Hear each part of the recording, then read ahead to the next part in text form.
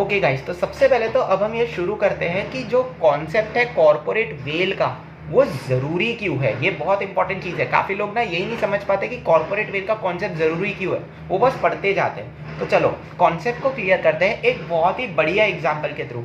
अब ये एग्जाम्पल आपने शायद पहले कभी पढ़ा होगा, I am not sure, coincidence हो सकता है, बट ये एग्जाम्पल मैंने खुद ने ड्राफ्ट करा है। चलो लेट्स बिगिन। तो देखो, मान लीजिए आज आप सभी लोगों का सीए फाउंडेशन का रिजल्ट आया, आप लोग पास हो गए हो। यार चेहरे पे स्माइल लेकर आओ, सीए फाउंडेशन पास, इमेजिनेशन में ही सही बट पास तो कर लिया ना फाउंडेशन, हैप्पी रहो थोड़े।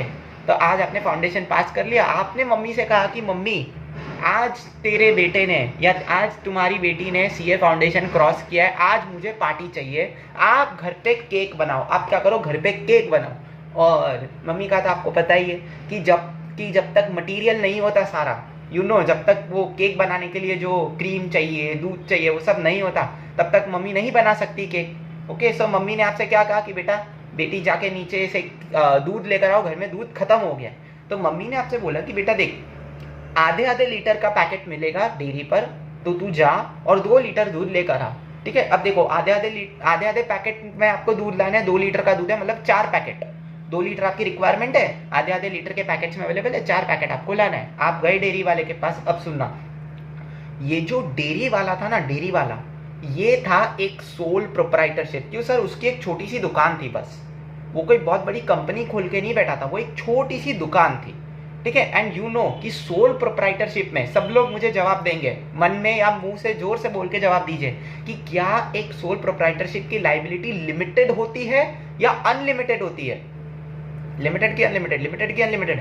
सर अनलिमिटेड लायबिलिटी होती है। मतलब इन केस अगर वो पर्टिकुलर शॉप के पास कोई उधारी चुकाने के लिए उतने पैसे नहीं रहे, तो that owner will be personally liable to pay off the expenses और द लॉसेस। बराबर, यही होती है अनलिमिटेड लायबिलिटी का मतलब। यस, तो अब उसके दिमाग में देखो क्या आया। उसने आपकी हाइट देखी, चलो हाइट अच्छी थी, बट उसने आपका क्वालिफिकेशन देखा। ठीक है, उसको पता चल गया था कि आप आज सीए फाउंडेशन क्रॉस कर कर आए हो। ठीक है, बट उसको ये भी पता था कि आपका सीए इंटर और फाइनल बाकी है। तो उसके दिमाग में एक खुराफाती आइडिया आया। कैसे खुराफाती आइडिया आया? उसके दिमाग में ये आइडिया आया, उसने कि भाई देख, इसको 4 पैकेट चाहिए आधे आधे लीटर के, मैं इसको 2 फटे हुए दूध के पैकेट दे देता हूँ, इनको क्या ही पता चलेगा है, इनको क्या ही पता चलेगा, ये तो जोश जोश में है, आज पास हुए, खुशहाली में किसी इंसान को ध्यान ही नहीं रहता कि वो काम क्या कर रहा है। तो उसने आपको दे भी दिए, आप खुशी खुशी में 4 पैकेट लेकर घर पे भी आ गए। ठीक है, एंड एक बार आप घर पर आ गए, आपकी मम्मी ने पैकेट खोले, आपकी मम्मी को आया गुस्सा। क्यों? अरे मम्मी ने बोला कि अरे बेटा इतना भी खुश नहीं होना था कि तू काम गलत करके आए, ये देख, आपकी मम्मी ने आपको देखा, ये देख बेटा 2 पैकेट्स में जो दूध है वो फटे हुए हैं, सिर्फ 2 पैकेट में अच्छा दूध है। तो मम्मी ने बोला अब मेरे को कुछ नहीं पता, जाके रिप्लेस करवा करा। क्योंकि अगर दूध फटा हुआ होता है, ठीक है, मैं आपको बता देता हूँ, अगर दूध फटा हुआ होता है तो he has to replace it without incurring any additional cost. तो आप वापस से गए, ठीक है, आपने रिप्लेसमेंट के लिए डिमांड की। अब देखो उसने क्या बोला।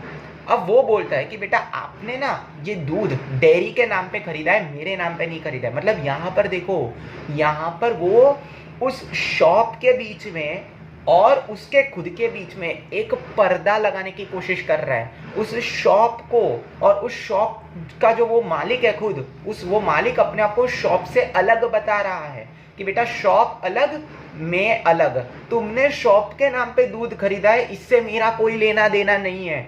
इसी को बोलते हैं, इसी पर्दे को हम लोग बोलते हैं वेल। क्या बोलते हैं? कॉर्पोरेट वेल वाला वेल। अब कॉर्पोरेट वेल क्यों बोलते हैं? क्योंकि मेरे भाई कॉर्पोरेट वेल ये सोल प्रोप्राइटरशिप के केस में एप्लीकेबल नहीं है। सोचो क्यों? क्योंकि भैया सोल प्रोप्राइटरशिप में तो अनलिमिटेड लायबिलिटी होती है। जब अनलिमिटेड लायबिलिटी होती है, मतलब कहना है the entity and its members are the same and its owners are the same. तो जब वहां पर लायबिलिटी ही अनलिमिटेड है, तो क्या वो जो डेयरी शॉप का ओनर है, क्या वो ओनर अपने आप को शॉप से अलग दिखा सकता है? नहीं। बट अब इसी को अगर मैं कंपनी के पॉइंट ऑफ व्यू से बोलूं, देखो अब इस एग्जाम्पल से आप समझने की कोशिश करो, अगर इसी को मैं कंपनी के पॉइंट ऑफ व्यू से बोलने की कोशिश करूं, तो कहना ही से कि कंपनी की एक लिमिटेड लायबिलिटी होती है, अनलिमिटेड लायबिलिटी कंपनी भी होती है। आपने टाइप्स ऑफ कंपनीज में पढ़ा होगा, मैं मना नहीं कर रहा हूं, but on a general parlance company की लायबिलिटी लिमिटेड भी तो होती है। यस सर, कंपनी की लायबिलिटी तो लिमिटेड भी होती है। तो इसीलिए यहाँ पर कॉर्पोरेट वेल का कॉन्सेप्ट अप्लाई होता है और कंपनी के जो मेंबर्स होते हैं ना, वो अपने आप को कंपनी से अलग दिखा सकते हैं। वो अपने आप को कंपनी से अलग दिखा सकते हैं। तो सर आप कहना क्या चाहते हो? बेटा मैं कहना ये चाहता हूँ कि जो कंपनी का जो कॉर्पोरेट वेल का कॉन्सेप्ट है ना, वो कंपनी के लिमिटेड लायबिलिटी वाले फीचर पर ही बेस्ड है। क्योंकि अब तुम खुद सोचो, कंपनी किसी एंटिटी की लायबिलिटी अनलिमिटेड है और वहां पर तुम ये बोलते हो कि भैया मैं अलग, मेरा बिजनेस ऑर्गेनाइजेशन अलग, तो क्या ये बात सेंस बनाता है? बात बिल्कुल भी सेंस नहीं बनाता। बट क्योंकि कंपनी की लायबिलिटी लिमिटेड है, क्योंकि कंपनी को अलग किया जा सकता है, उसके मेंबर्स को अलग किया जा सकता है, इसीलिए इन दोनों के बीच में इस पर्दे को डाला जा सकता है। और ये जो पर्दा होता है ना, इसी पर्दे को हम बोलते हैं कॉर्पोरेट वेल। आई होप ये ढासो एग्जाम्पल के थ्रू आपको समझ में आ गया होगा, आपको कॉर्पोरेट वेल का कॉन्सेप्ट बहुत बढ़िया तरीके से दिमाग में घुस चुका होगा। तो लेट मी टेल यू कि इस तरीके के फ्रॉड्स को प्रिवेंट करने के लिए ही कॉर्पोरेट वेल को लिफ्ट करना पड़ता है। लेकिन अब खुद सोचो तुम, अगर कोई company, let's say for example किसी एक कंपनी का डायरेक्टर है, उस बंदे ने कंपनी के नाम पे लोन ले लिया, उस बंदे ने कंपनी के, अब ये आपके बुक का एग्जांपल है, ठीक है, उस बंदे ने कंपनी के नाम पे लोन लिया, वो बंदे ने उस पैसे को मिस अप्रोप्रिएट किया। मिस अप्रोप्रिएट मतलब वो बंदे ने उस पैसे का गलत इस्तेमाल किया और उसने लौटाया भी नहीं और उसने नाम कंपनी पे ठोक दिया। तो जब लोग उसको पकड़ेंगे, जब वो क्रेडिटर उसको पकड़ेगा, तो वो क्या बोलेगा? सर कंपनी लिमिटेड लायबिलिटी है, कंपनी अलग मैं अलग, मेरे से नहीं बोलने का, कंपनी को बोलने का।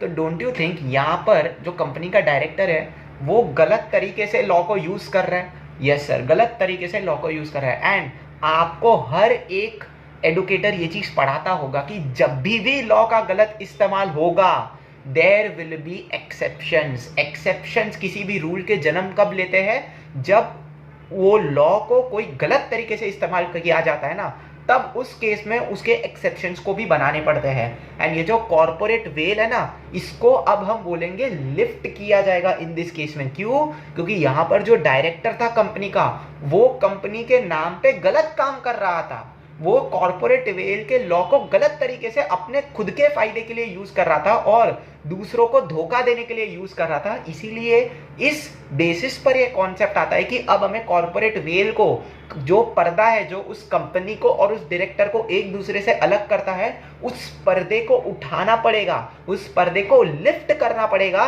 ताकि कंपनी और डायरेक्टर को एक ही पर्सन माना जा सके और हम डायरेक्टर के पास से ही पैसा रिकवर करें और डायरेक्टर को ही हम लोग, डायरेक्टर के खिलाफ ही हम एक्शन ले सके। समझ रहे हो? And this is the entire concept of lifting of the corporate veil. I hope आपको यहां तक बात एकदम क्लियर हो चुकी होगी।